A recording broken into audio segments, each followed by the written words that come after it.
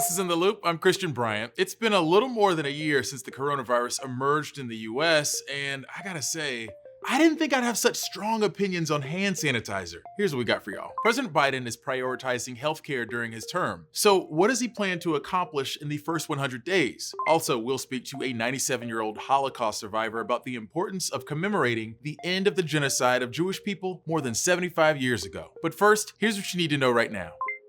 Another day, another batch of executive orders from the new president. Today's focused on fighting climate change. President Biden wants to make sure it's a priority at every level of the federal government. A stark contrast from the Trump era. Today, the Biden administration put a pause on any new oil and natural gas leases on public lands. It is also planning a, quote, rigorous review of all the existing ones. Biden also promised to make climate change a core part of any foreign policy and national security decisions.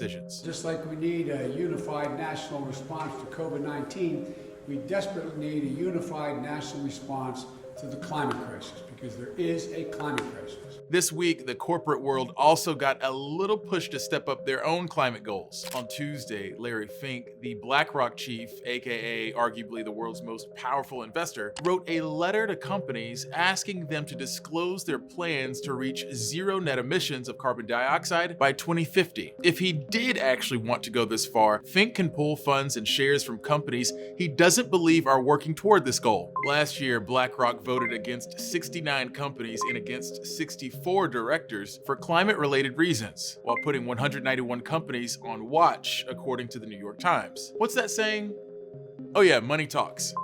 A Republican representative is in the spotlight for supporting the execution of her Democratic colleagues on social media. Marjorie Greene won Georgia's 14th congressional district last year, openly supporting baseless conspiracy theories, including some from QAnon. Now, a CNN investigation revealed her Facebook account repeatedly liked posts in 2018 and 2019 that endorsed the execution of Democratic politicians, including former President Barack Obama, House Speaker Nancy Pelosi, and Hillary Clinton. Greene's account also liked some comments which suggested that both the Parkland High School shooting and Sandy Hook Elementary School shooting were staged, which obviously they weren't. Several Democratic lawmakers have been quick to call for her resignation, but it's been quieter on the GOP side. Representative Adam Kinzinger did tweet saying she is not Republican and has nothing in common with their core values. In a tweet, Greene called it fake news, of course, and blamed the people in charge of managing her social media accounts over the years.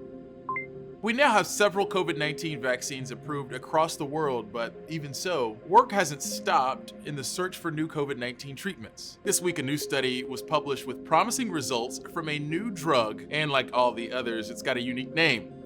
Plitidepsin. Get this, researchers used a chemical compound originally found in sea squirts for the drug. It's already been approved in Australia for treatment against a type of cancer. I won't get too technical on how it works, but according to researchers, the drug was 27.5 times more effective than remdesivir as an antiviral. If phase 3 clinical trials started tomorrow, one could see this drug being more widely used in a couple of months. This week, Eli Lilly also published a new study showing its monoclonal antibody cocktail can cut hospitalizations by 70% for high-risk COVID patients. Researchers combined two drugs that I won't be pronouncing, but you can read for yourself on the screen.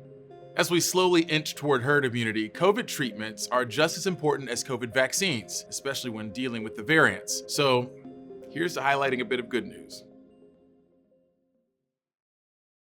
A big part of presidential promises is laying out what a commander-in-chief plans to accomplish in the first 100 days. On healthcare, President Biden wants to shore up the Affordable Care Act, something his predecessor wanted to repeal. Newsy's Shira Tarlow has more. For years, President Trump and Republicans in Congress sought to strike down the Affordable Care Act. But now, the political landscape has flipped. President Biden has made expanding the healthcare law a top priority. Beginning on January 20th, the Vice President-elect Harris and I, we're going to do everything in our power to ease the burden of health care on you and your families. For the 46th president, that means building on the Affordable Care Act, commonly known as Obamacare. His plan includes expanding Medicaid to offer greater health care to low-income Americans, putting an end to surprise billing for medical costs, lowering the cost of prescription drugs, reestablishing non-discrimination protections for LGBTQ people that Trump had stripped away, and adding a Medicare-like public option. These healthcare changes could take one of two routes available to every president: executive actions or legislation. The latter requires working with a divided Congress, and that won't be easy. We have a Democratic majority in both House and Senate now, but it will only be a 51 to 50 when we have Vice President Kamala Harris as the tiebreaker. That's not enough without filibuster reform to pass wide-sweeping healthcare reforms. Despite Democrat control in both chambers, 60 votes are needed to pass almost all legislation in the Senate. One way to get around this is an obscure budget procedure called reconciliation, which allows legislation to pass with a simple majority, or just 51 votes. Of course, the more immediate way the president could take action is through an executive order. This is what his predecessor, Trump, used to erode key elements of the ACA. We did the largest tax cut in our history. I hate to say this, but we essentially repealed Obamacare because we got rid of the individual mandate, which was terrible.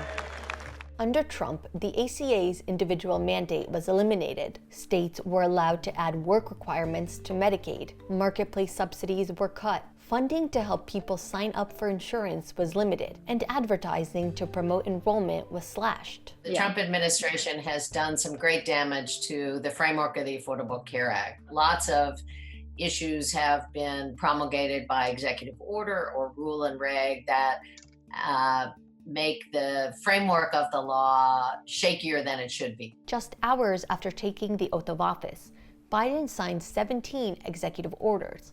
And though none included reversing various Trump actions that experts say undermined the ACA, he called on Congress to expand the ACA's premium subsidies through the end of September in his proposed $1.9 trillion coronavirus relief package. But that's not to say Biden will reverse all of Trump's health actions, like an HHS rule that requires almost all private health insurers to publicly disclose negotiated rates and cost-sharing estimates. And another possible setback to Biden's ACA expansion efforts, the Supreme Court. In 2017, Republicans passed a massive tax bill which eliminated the ACA's individual mandate. That led to California v. Texas, a lawsuit over the constitutionality and fate of the entire ACA, which is pending before the Supreme Court. If Congress, for instance, were to put the penalty back for the individual mandate, even if they just create a penalty that's a nominal amount, that would moot the lawsuit and would make sure that the Affordable Care Act is saved. Shira Tarlow, Newsy, Washington. When you're back, we're phoning a friend about the stock market because things have not been chill this week.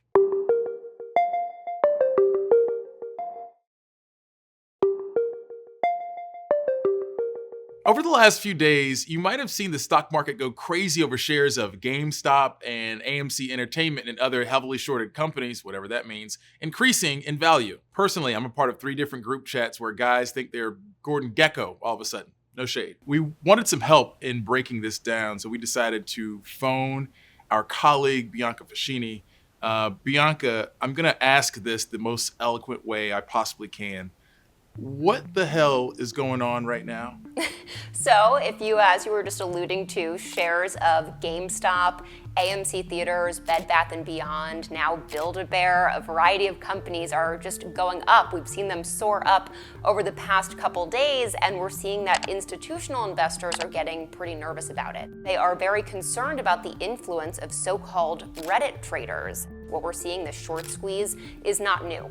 It just means that people are pushing money into stocks, and that means the people that were betting against the stocks now also have to buy into that to cut their losses, which pushes even more momentum into that certain company. And a lot of the companies that these Reddit traders are currently attracted to were small. They had small market caps. So for all of this attention to suddenly be thrust upon them makes it understandable as to why we would be able to see the market move the way it did in such a seemingly short amount of time. How exactly did we get here? Well, it all really started with a Reddit thread called Wall Street Bets. It has about 2 million users, and the most simple way to really describe this, perhaps an oversimplification, is that they were encouraging people to buy GameStop and some other companies that Wall Street really hates. And the reason that Wall Street bets against these companies is because a lot of them are legacy companies. If you think about what GameStop is, it's a video game company at a time where online gaming is soaring. Not very different from what happened with Blockbuster. Right after on-demand movies came available to most consumers, Blockbuster had a really uncertain future. I think it really overall demonstrates how the internet has totally disrupted some of our traditional institutions. Over the past few years, we've seen it in politics and government as well. So it's definitely a trend that I think we should get used to and have to really consider as a real powerful source. Thank you so much, Bianca. I think I'm going to go download Robinhood and see if I can figure some of this out. I appreciate your time. Thank you for having me. Today is International Holocaust Remembrance Day, a day to commemorate the end of the Holocaust during World War II. That seems like lifetimes ago, but there are still people living who can recount the trauma firsthand. We spoke to a 97-year-old woman about the importance of Holocaust Remembrance Day and her recent recovery from COVID. I am Lily Ebert. I am a Holocaust survivor. And now this remarkable 97-year-old is also a COVID-19 survivor. It is terrible. And it takes quite a few days to recover. This amazing footage shows Lily as a young woman in 1945, being evacuated from Germany, having survived Auschwitz concentration camp. People should never, ever forget the biggest crime against humanity.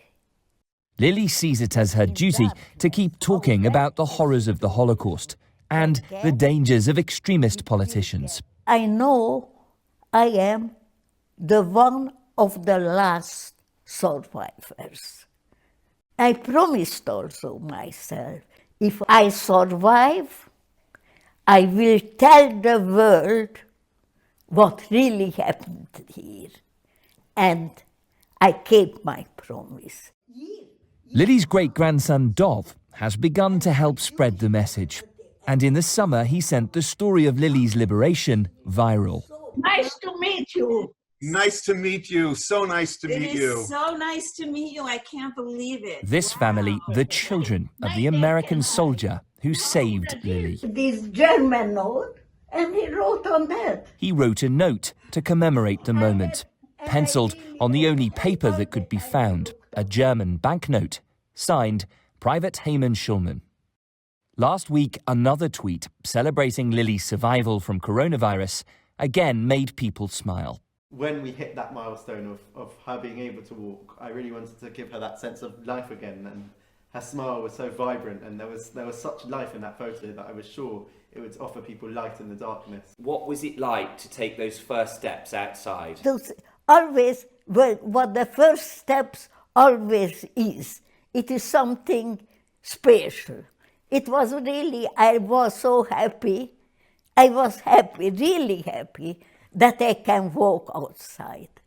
Today, they once again mark Holocaust Memorial Day, a family determined to keep the flame alive. Lily and Dov are now writing a book together. For Newsy, I'm Luke Hanrahan in London. Just because you're vaccinated doesn't mean you get to stop wearing your mask.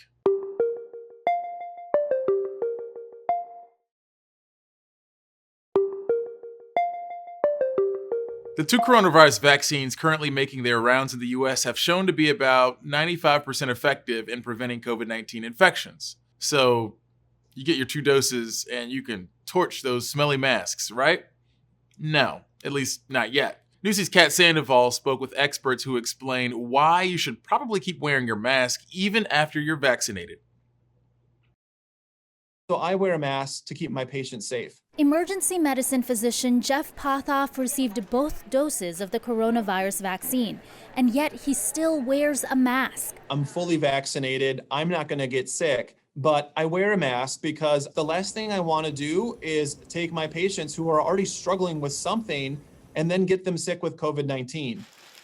Both Pfizer and Moderna's vaccine clinical trials found they were about 95% effective in preventing symptomatic and severe COVID-19 infections. But the studies didn't measure whether a vaccinated person is less likely to infect someone else. But we don't have any good experience about whether or not it provides the kind of immunity in your nose and in your mouth that will keep you from getting a low-grade sort of transient infection with COVID in those spots that you might still be able to pass on to other people. So until studies come out to prove that's not the case, mask up, says the CDC. This vaccine is mostly to protect you and not really to protect other people. So you still need to put that mask on. There are also a lot of unknowns. With the vaccines, we know that there is protection offered up front, but we don't know how long that immunity will last. New COVID-19 variants could also change the effectiveness of the vaccines. Vaccination is happening slowly.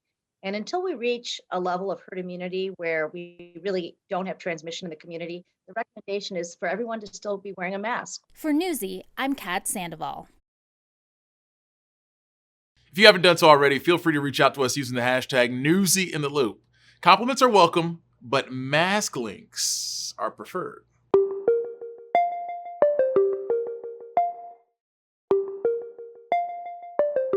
Hopefully you watch this show to be informed and not influenced.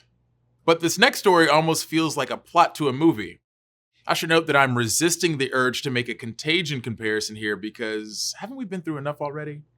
An international team of investigators is in Wuhan, China, where COVID-19 began spreading, trying to figure out where exactly the virus originated. National reporter Stephanie Stone explains why experts are saying this mission is critical.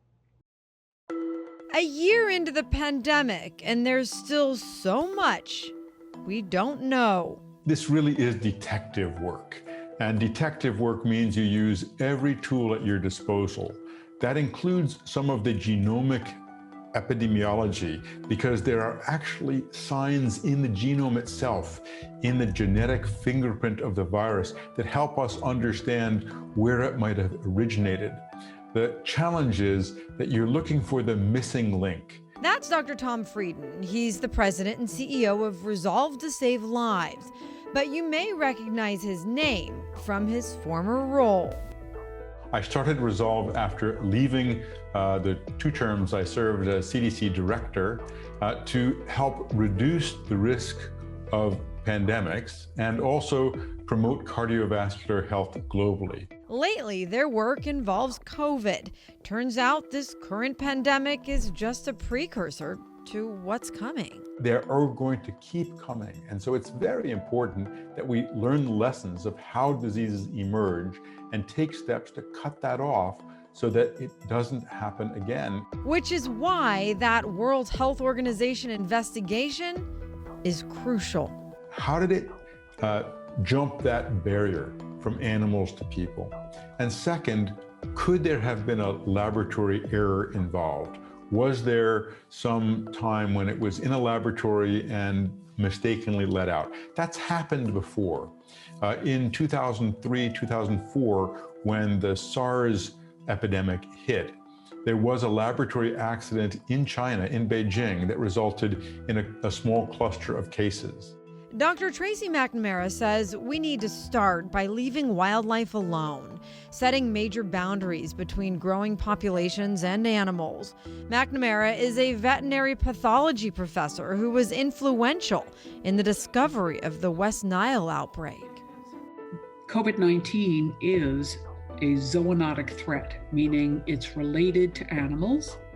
They're saying it's related to a bat virus. And what the world has to deal with is we haven't been very good at trying to detect these emerging pandemic threats in animal reservoirs prior to spillover into human populations. McNamara says the government programs we have just aren't good enough. We need better public health programs, a better connection between veterinary and human medicine. You can't expect things to change if you don't put your money where your mouth is and increase the ability to detect these diseases in animals before we have sick people. We have to get stronger at both protecting the animal world and protecting us from it, and reducing the risk of a laboratory error that might allow a dangerous pathogen into the environment. In the meantime, Dr. Frieden says we need to look at what we've learned during this pandemic, what's gone right and what's gone wrong, to help our changed world get ready for what might be next. I'm Stephanie Stone, reporting. That's it for us, gang. As always, thanks for watching. We'll be back tomorrow with more In the Loop. Same time, same place. Top stories from Newsy are headed your way right now.